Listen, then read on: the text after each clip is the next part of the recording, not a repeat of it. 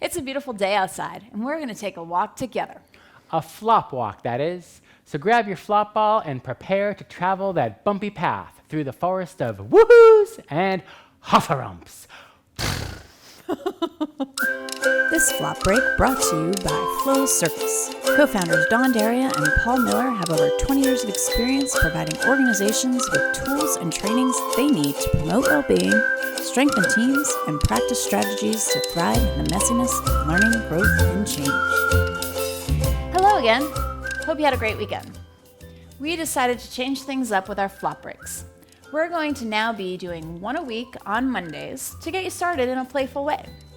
Whether you've been in one of our virtual team building programs, have one of our flop ball kits, or have gotten one of our family packs to engage your family cooped up in the house, we'll model for you different ways to use our flop balls to promote well-being and strengthen your team, whether at work or at home.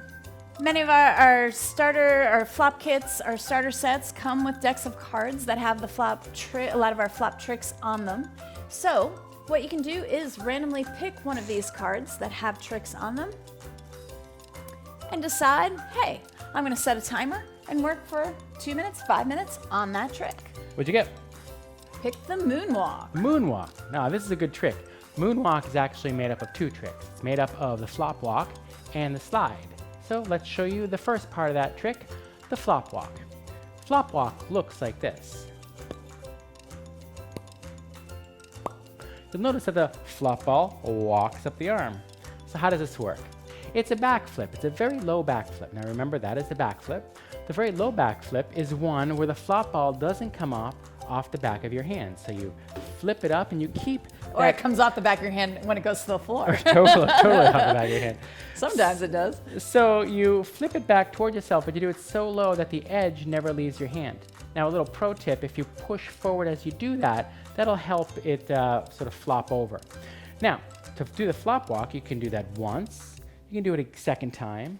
You can do it a third time. Heck, depending on how long your arm is, you might be able to do it a dozen times. I don't know. So challenge yourself to try it on your right hand.